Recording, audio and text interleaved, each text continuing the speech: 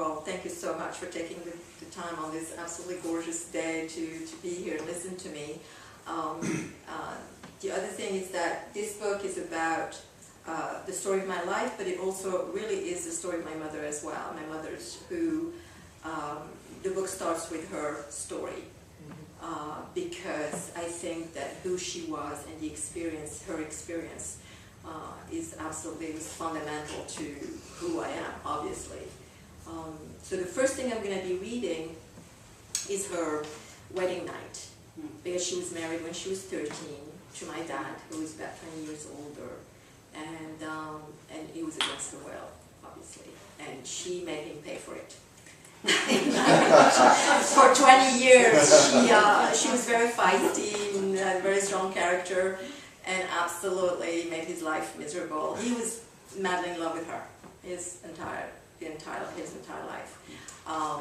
But she also, at some point, found a way to be divorced from him. It is not true that you cannot divorce him. Under Islamic law, you can. There are circumstances that allow a woman to be divorced. And in this case, my mother found a loophole, which is if your husband goes away for 3 months and doesn't give sign, basically it's considered abandonment, and you can ask for a divorce. And she did that, and he was absolutely shocked. And then somehow, of course, I, being the first child, got a lot of her feistiness, and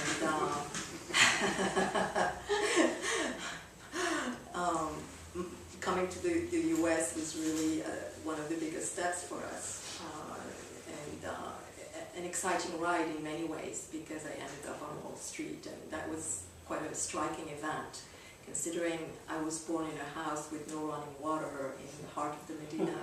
In Morocco, for those of you who know Morocco, there's some very, very old houses in the old parts of towns, and they date from really the Middle Ages. So going from that to Midtown Manhattan and running an office in one generation is really what I think makes this story a little bit kind of, different and really amazing. But it also, this is the American dream. You come up, from a place where women are not really given their full rights, and I felt like a fish in the water in this country. This was amazing. This was my home. This immediately I felt very, very, very much at ease here. But to succeed, I resorted to some little tricks, and I'm going to be talking about that a little bit as well. That's one of the reading I'm going to be doing. It's how my identity was kind of, I needed to mold it a little bit to fit in a little better, especially at the time that I was experiencing my, professional success on Wall Street, and that coincided with the 9/11 events and the big hysteria around everything Muslim, everything Islamic, everything Arab, and which I was guilty of all charges, and therefore, sort of having to figure it all out, and it all came to a head at one point in my life with my mother's illness, the market collapse, and me having to confront myself, figure out who I was. So I think, if somebody comes late, well, that's too bad. They'll be part of the discussion. I'm just going to start reading, and I'm not going to stand there because I couldn't see you. So this first part is called, it's the first chapter. It comes after the prologue. It's called The Virgin Bride. She was shivering in the dark, but not from the cold. It was a warm night, in fact, but she couldn't keep her body from shaking. She had a long white sleeping gown on and no serwal, the traditional underpants she had worn all evening. Her sister and his mother had made sure of that when they took the wedding clothes off her, slowly and delicately, one piece at a time. She had pleaded for them to do it, and not the Negafa, who had dressed her and undressed her all through the night, as she changed from one costume to the next, looking exquisite in her colorful and elaborate headdresses and jewelry. She started crying a little, but Zhor, her sister, scolded her. whispering in her ear to behave herself and not make a fuss. She held a trembling hand out to Lalla, her sweet mother-in-law. "Save me," her eyes were imploring. Lalla gazed for a brief instant at the anguished, frail-looking 13-year-old with tears in her clear grey eyes. Ever so lightly she touched her cheek with the back of her hand, letting her fingers linger. "It'll be all right, baby, don't worry. It'll be okay, I promise," she said softly. And then they left the room hurriedly, taking the wedding kaftans with them and closing the door behind. She was trapped then and utterly lonely. The joyful chanting of the women assembled outside grew louder, and he entered the nuptial chamber, dressed in a magnificent white jalaba, which oddly made him look even older and wearier than his 33 years. She was sitting in the bed, pale and frightened, and so small. She appeared to him like a lovely painted doll, a little, skinny doll, smaller than he remembered her, he said later. Her dark hair was pulled back, and she still had her festive makeup, rouge on the perfect lips and cheeks, kohl lining the already black, fiery eyes, hands and feet decorated with henna in intricate designs intended to bring good luck and protect her against evil spirits. Ironically, she thought, her luck had just run out, and she was looking at evil straight in the eyes. But she was not looking at him. She was too afraid to. Her heart was pounding hard in her chest, and she felt nauseous. He turned off the lantern set on the table in the middle of the room. She heard him move in the dark, undressing himself quickly. That's when the quivering began. She couldn't help it. She lowered herself on the bed, crossing her arms on her chest, stiff as a corpse. If only the darkness would swallow her into oblivion. She felt him crawling in the bed next to her. "Don't be afraid," he said gently. He didn't touch her at first, and she kept very still, her legs stretched tight, hoping, praying that he would just go to sleep and let her be. She could hear the noises outside, the voices of women and their laughter. The celebration was still going on. They were going to be serving the traditional harira for breakfast soon. For a while, he just lay there next to her, motionless. She could hear him recite a short prayer, and he repeated in a whisper as if to reassure himself as much as her. "Don't be afraid." He smelled of musk oil and soap and tobacco. Finally, he seemed to be taking a deep breath, and he extended his hand under the sheet, touching her arm. She uncautiously shielded herself from him. Her fear was palpable, her breathing short and fast-paced. He moved closer to her, repeating again, "Don't be afraid. You know, we must do this. It's God's will." He reached for her leg, fumbled a little with her gown, his long shirt. She could feel his hand on her thigh, and she let out a sob. "No," she thought, "I hate you, don't you know?" And she tried to coil away from that prowling hand. He stopped short, as if he had heard the howl in her head, and he sighed, "Saadia, we must do this. They'll be waiting. It is God's design." He grabbed her more firmly, trying to spread her legs apart, and moved his hand up her thigh, reaching upward toward her groin and her soft and warm, hairless femininity.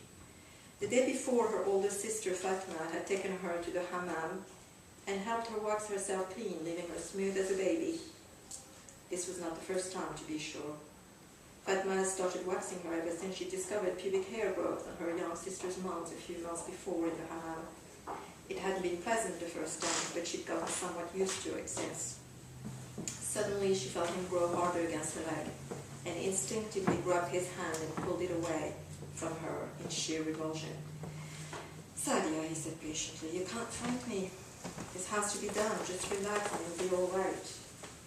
Raising himself on one hand, on one elbow, he tried to caress her. He touched her face and wiped the tears streaming down her cheeks. He lowered his head to kiss her softly on the lips, but she turned away in disgust, sobbing now, with a tight knot in her stomach, and what she guessed was his penis pressing against her skin. She knew she had to let him take her. She was told he would. This was the normal course of things. There was no escaping. She closed her eyes and wished to be dead right there, right then. When she opened those eyes again, it was all over. He had turned on his side away from her and gone to sleep, just like that. She was wide awake and strangely relieved that it was over, feeling the intense burn and soreness in her loins and the wetness between her legs and on the sheet. She didn't dare touch herself, just pulled her gown down, curled her legs up against her chest, and wept quietly. She was mourning the innocent child, forsaken by her loved ones, into the crypt inside the earth's core, only to be desecrated. Later that day, the women would be pleased to display the blood-stained sheet and gown in a big round copper tray, proof of her virginity, her sacrifice at the altar of family honor, which would thence be preserved. She had done her daughterly duty. She had endured this unspeakable humiliation as was expected of her, allowing him to pull her legs up, felt his awkward fingers inside her, spreading her and guiding himself within her, and the sudden, intense, searing pain as he thrust his way deeper with a small grunt. She was thankful for the obscurity, that she couldn't see his face. Besides, she had kept her eyes shut, savagely biting her lower lip so as not to scream. Her head turned to the side, clenching the sheet in her fists, feeling his weight crushing her in silent, helpless resignation. He was not a big man, thank God, rather thin and slender, not at all imposing, and he was done in minutes. Panting, he had let out a curious groan and then pulled out of her. "I'm sorry," he had finally mumbled. It had to be done. And that had been all. Pretty fast, really. To her surprise, she had survived her wedding night. These were the post-war years, the early 50s, and Morocco had been divided into 3 zones since 1912. Most of the Moroccan territory was under the authority of the French Protectorate, a euphemism for colonization. A smaller zone made up of the northern provinces was under Spanish control, and then there was Tangiers, at the northwestern tip of Africa, gateway to the Mediterranean, on the shore opposite the Strait of Gibraltar. Tangiers, once Portuguese, then British, and finally liberated under a multinational statute that turned it into a free zone and an international port in 1923. My mother was born in 1939, at the onset of World War II, in a kingdom with a fragmented soul, held together by the French shortly before Germany invaded Poland and before France yielded to the Nazi invasion. Slowly but surely, a Moroccan consciousness began to surface. All it needed was a charismatic leader to drive it forward. That emblematic figure materialized in the realm's young sultan, literally on the eve of my mother's wedding, as he was taken away from his home and thrust into the night of exile.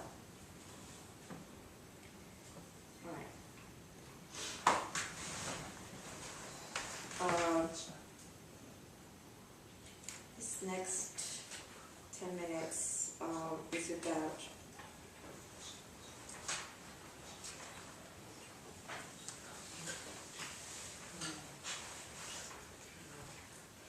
it's after I had left Wall Street by then.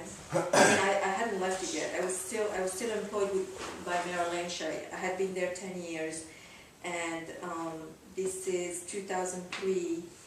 Obviously, 9/11 had happened in 2001. There was a lot of turmoil in the markets. The markets going down all the time, and people were very, very depressed. There was a lot of feeling of fear and insecurity all around me, all around us, really, in this country. And the war in Iraq had just started. For you, she asked pointedly, forcing me to face issues that had been sweeping under the rug for a long time. This war, this new hatred of Muslims is definitely affecting me deeply, although not overtly. It's more of an inner struggle. For the first time in more than 20 years, I feel I don't belong anymore. There is so much ignorance of the world out there in this country, a lack of knowledge that is being used for a bloody conflict. And the majority approve.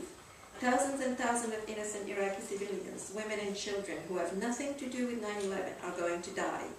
because of a handful of so-called Islamic terrorists. How is that supposed to make me feel? I despise terrorism too, Islamic or otherwise. It's a curse that must be defeated. But this war is only going to strengthen it. Of that I'm certain. It's so obvious to me, I can't believe it's not to most Americans. My tone had turned contentious. I was incensed. The subject of the war in Iraq never failed to inflame me. You know that many people agree with you, said Dr. Damon, shaking her head. She may agree, but she couldn't possibly understand, I thought to myself. I was at a point where I had begun to feel rejected, if only in my head. It was a bizarre thing to experience, yet I knew my family and close friends all were in agreement with me.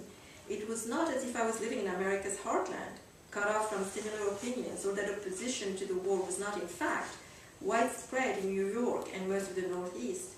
But this felt much more personal, and it beckoned me to come clean about my identity, to close ranks with all the other Arab Americans who felt stigmatized and cast off.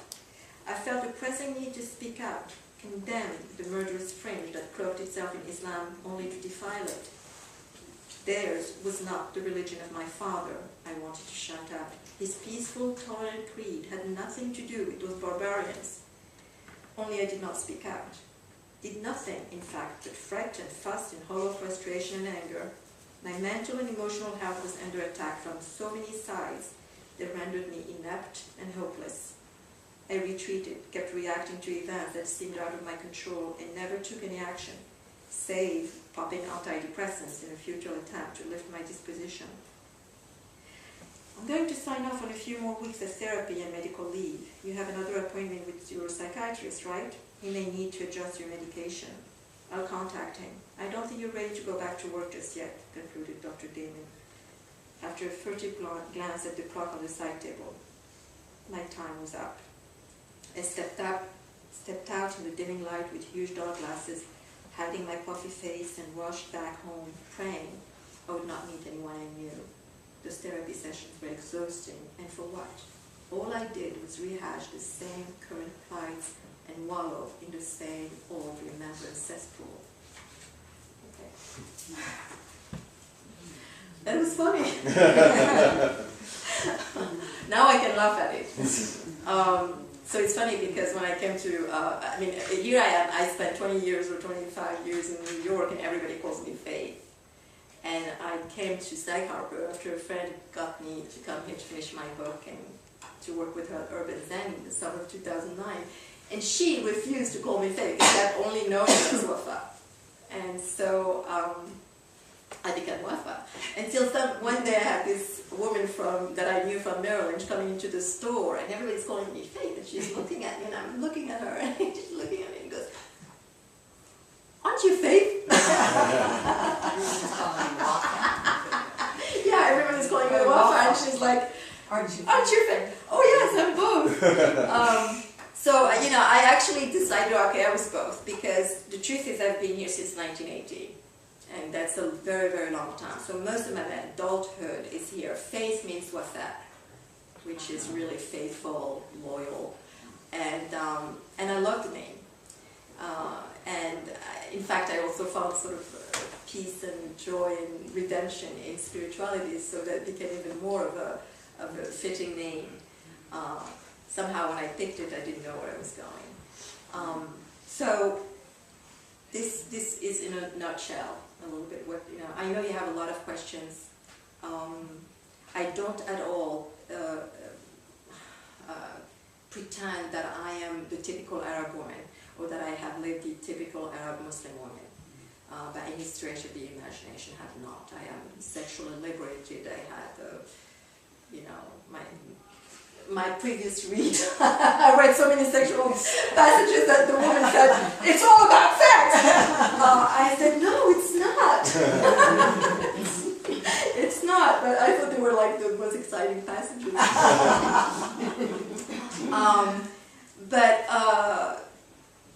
So yeah, I do identify strongly with my heritage, but I also feel very strongly that I'm, very much an American. And very impacted by that, because here I might be looked upon as, this question of identity, somebody said it's a complex construct for me.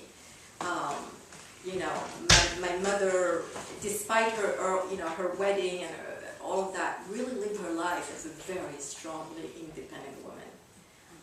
And there are a lot of Muslim women today in the Arab world who are living very, you know, according to their own wishes. They're not living anything that they don't want to live.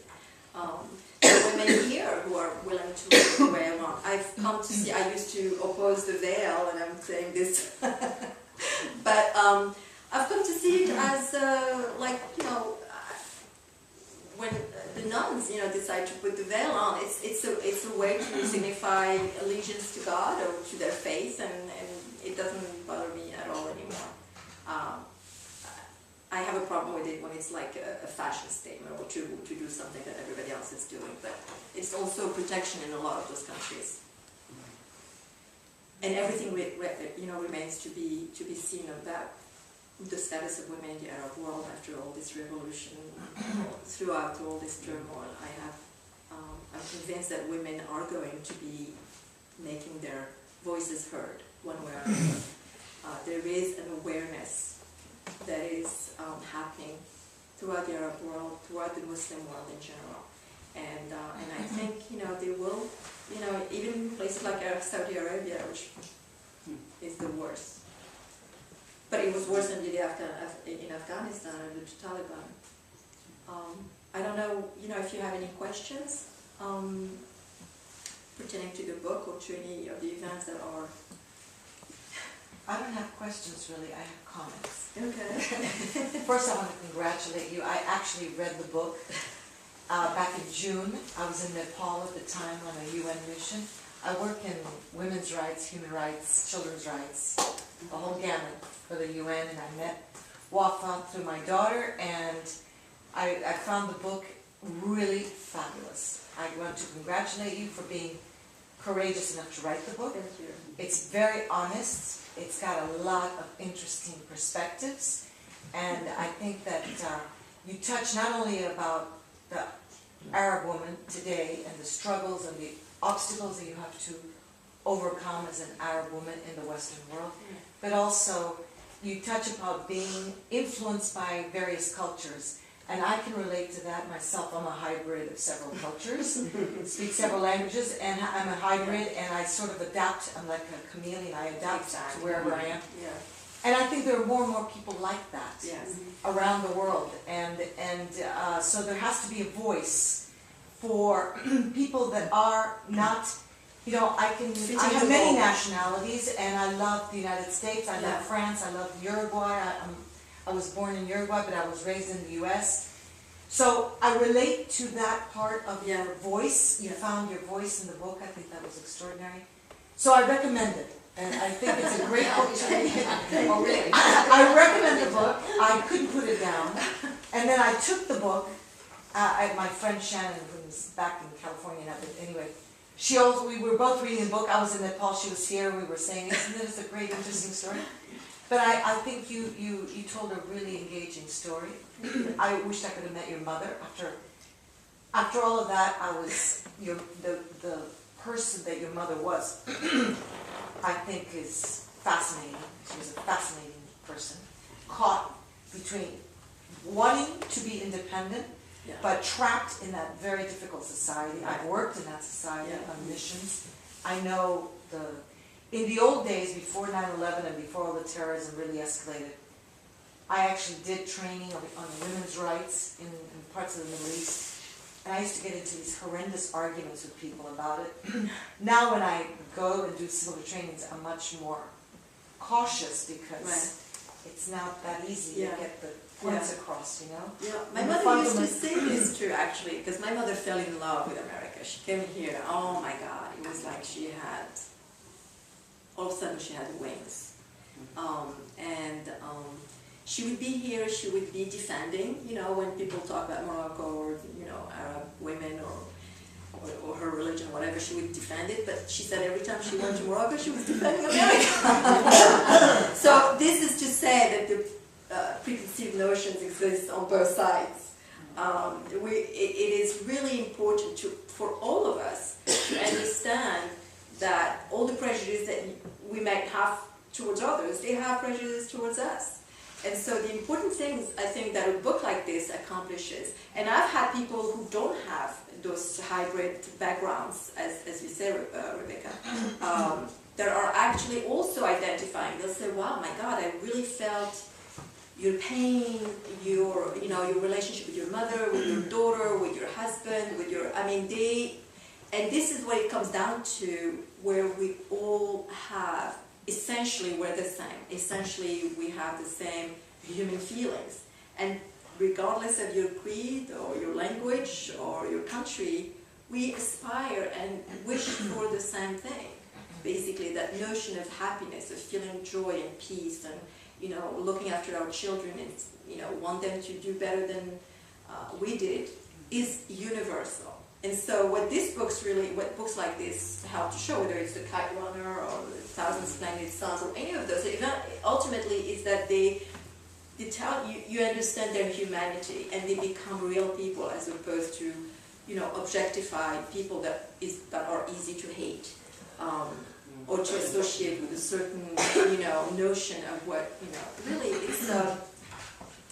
it's important. Now, it's also important for all of us to say, about terrorism, for instance, those are a tiny, tiny minority, but that the primary target of those people are actually the people who are living in those countries. I mean, Iraqis have suffered tremendously in the hands of, the bombing, suicides, and in Afghanistan, the same things. Afghan people are suffering much more. We deplore, of course, and we obviously regret that our soldiers are there, and there are 3,000 or 3,500 of them that died in Iraq, but you have to remember there are hundreds of thousands of Iraqis that lost their lives who have no clue what 9/11 is, have never heard of it, or knew what it was about. They were just receiving the bombs, and having to shelter their children. And nowadays they cannot go out in the street and, have a cup of coffee without fear of a bomb attack.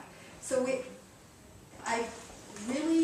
it's important to me that people understand to not forget that these are people, that these are human beings. The only thing that I have ambivalent feelings about is the situation in Afghanistan.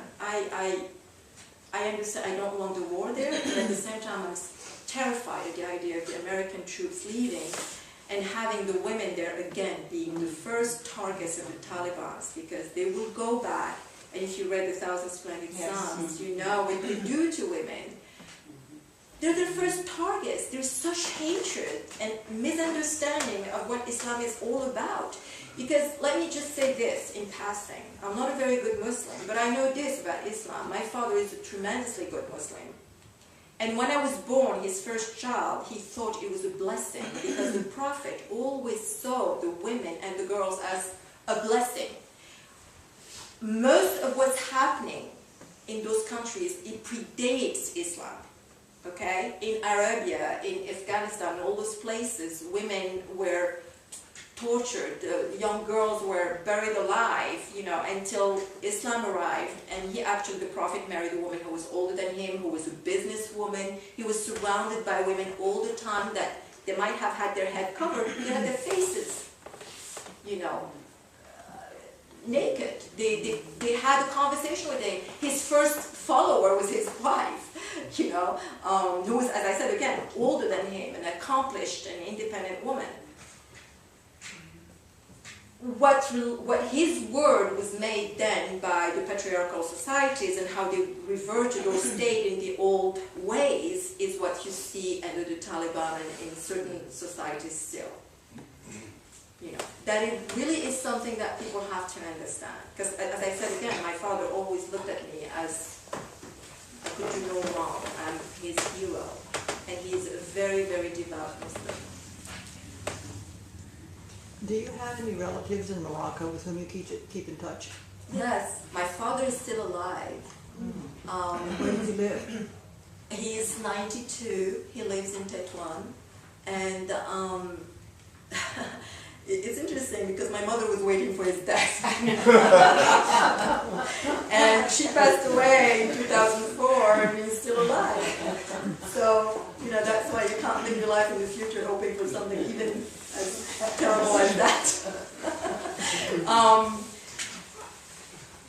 But I have to say, I mean, his love and his belief in me has been my guiding light as well. He's always felt that I was going to do something with my life, that I was going to succeed. He never saw me as someone who was going to follow in my mother's footsteps. You go back to Morocco often? Often, no. I did go back when I was in the midst of that confusion because I thought maybe I'll find refuge there. I went back for a year and a half and I found myself feeling totally not at home. Is that and let me tell you why.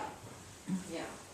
Because this is something that, you know, we talk about inequality in this country and, you know, the 1% versus the 99%. In places like Morocco, in places like Egypt, in places like, you know, all these third world countries, it's not 1% that owns all of the wealth. It's 0.001%. And you don't really have a big middle class. It's a tiny, tiny percentage of the population that is actually middle class that you see working in the cities. The vast majority are dirt poor.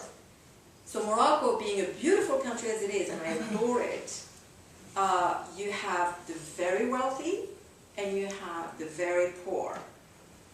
And there is this culture, and I actually happen to be one of the lucky ones. It's my uncles. I have uncles who are very wealthy. My mother's family is very wealthy. But when I go back, I feel like they're living in a completely different bubble. I absolutely cannot identify with that. I have a problem with the maid, trying to come and respond to my every wishes, because I don't see her as a maid. I mean, I know what it costs to have a maid in this country. I see her as a human being. And so when we moved there, our maid would sit down and have lunch with us or dinner with us.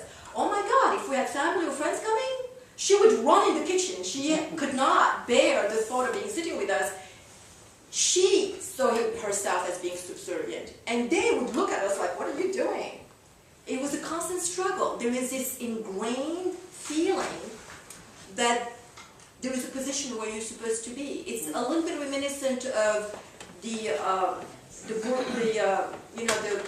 what do you call it? The caste system. Or in Europe when you had the royal, entourage and the kings and queens and so on, and then you had the serfs, the laborers. It's really what it is.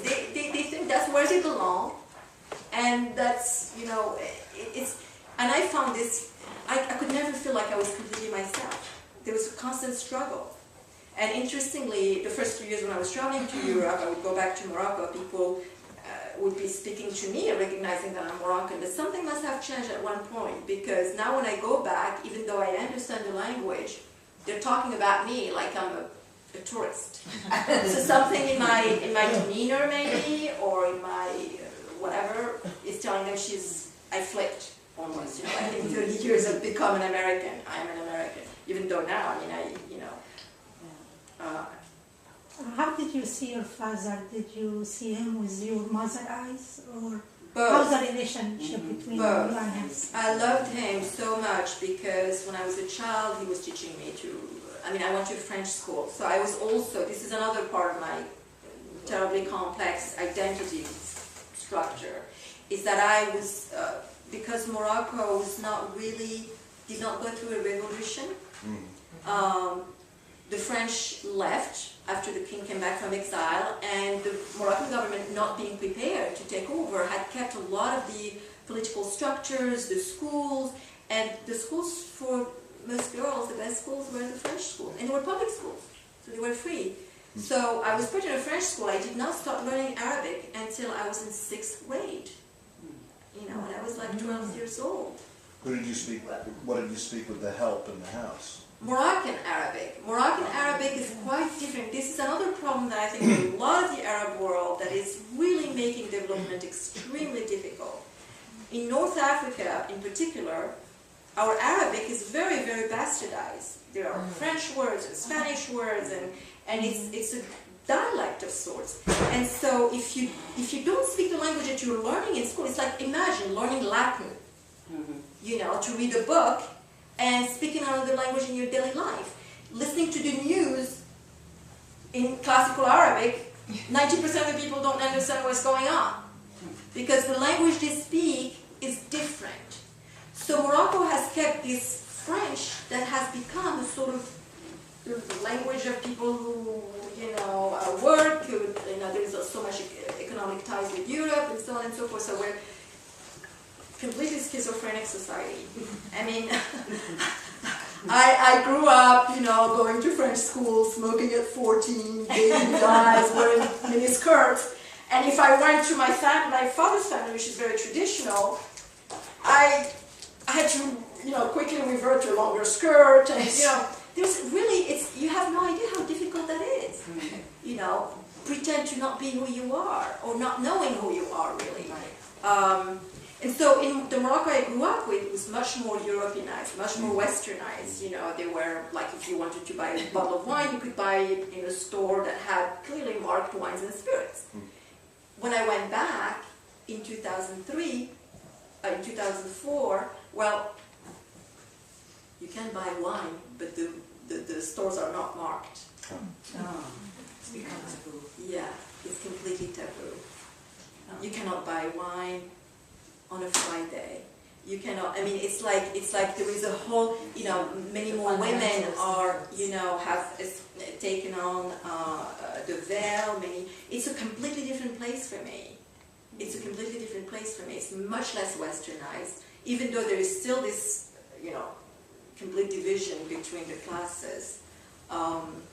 It's interesting to see what has to come out of that, because eventually, the people are going to decide. For instance, they were teaching children. They would teach children in Arabic schools.